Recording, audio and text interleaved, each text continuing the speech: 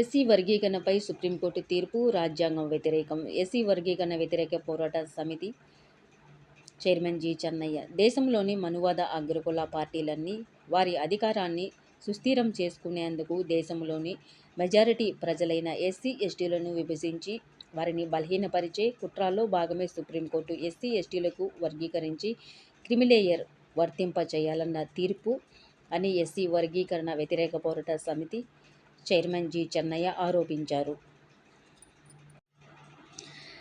SC వర్గీకరణకు క్రిమిలేయర్కు వ్యతిరేకంగా గురువారం వందలాది మందితో జంతర్ మంతర్ వద్ద మహాధర్నా నిర్వహించడం జరిగింది.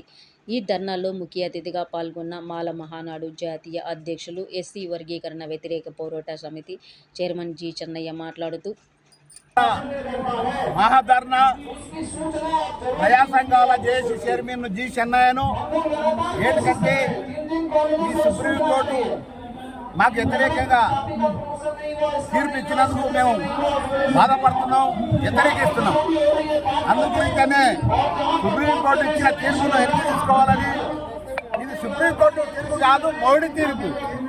మోడీ గారు వెనుక ఎవరెవరు ఉన్నారంటే కిషన్ రెడ్డి గారు, అదేవిధంగా మన వెంకయ్య నాయుడు, నారా చంద్రబాబు నాయుడు ఉండి నడిపిస్తున్నారని మేము కోరుతున్నాం. ఏంటంటే అంత కుట్ర నడుస్తుంది.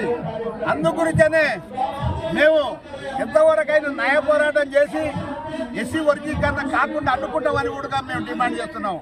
అందుగురించనే సుప్రీంకోర్టు వ్యతిరేకంగా న్యాయమూర్తులతోటి 9 మంది న్యాయమూర్తులతోటి మేము సుప్రీంకోర్టును ఆశ్రయించి మేము రిపిటిషన్ వేస్తామని కూడా మేము డిమాండ్ చేస్తున్నాం.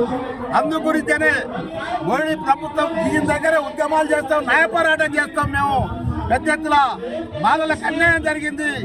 మనం న్యాయమూర్తులకు వాళ్ళకి ఏం గుర్తు? మా న్యాయమూర్తులు అందరూ బాబునలే అయినరు, మా ఎస్సీలు ఒక్కరన్నా లేరు న్యాయమూర్తులు.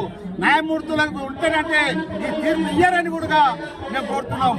అదేవిధంగా మన మహిళా అధ్యక్షులు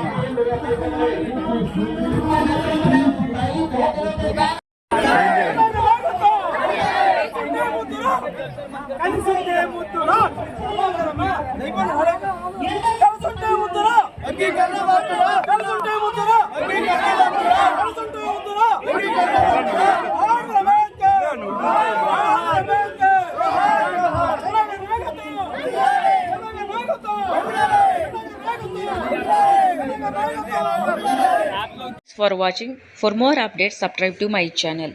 చూస్తూనే ఉండండి. మరెన్నో అప్డేట్ కోసం ASN 24 టీవీ న్యూస్ చేయండి, కామెంట్ చేయండి, సబ్స్క్రైబ్ చేయండి. Thank you.